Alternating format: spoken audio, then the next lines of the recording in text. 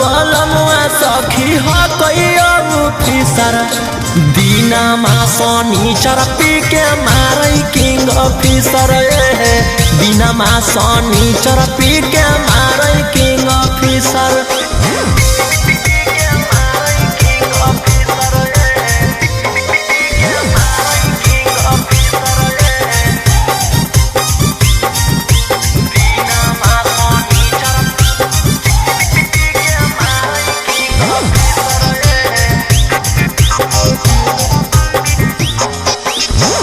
बड़ी बेस लागई जब बोलै अंग्रेजिया है बड़ी सबक से सजई हम से जिया है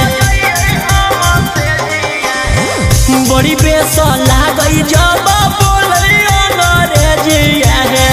बड़ी सबक से सजई हम से जिया हे सखी मिलल बेजोर हमरा पति ओहे सखी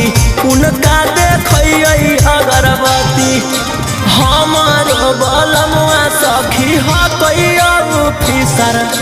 दिनमा शनिचर पी के मारै किंग फिसर दिनमा शनिचर पी के मारै किंग फिसर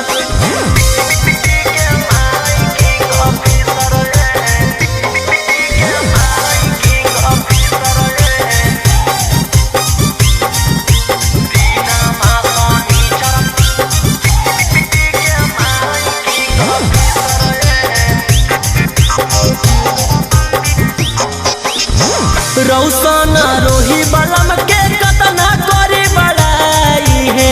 मानो है उतने जतना करो है लड़ाई है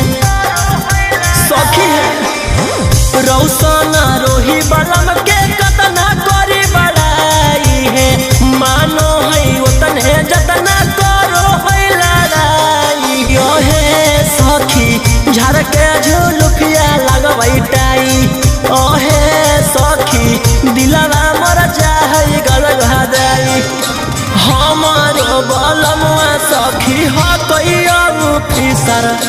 दिनमा शनिचर पी के मारै किंग फिसर दिनमा शनिचर पी के मारै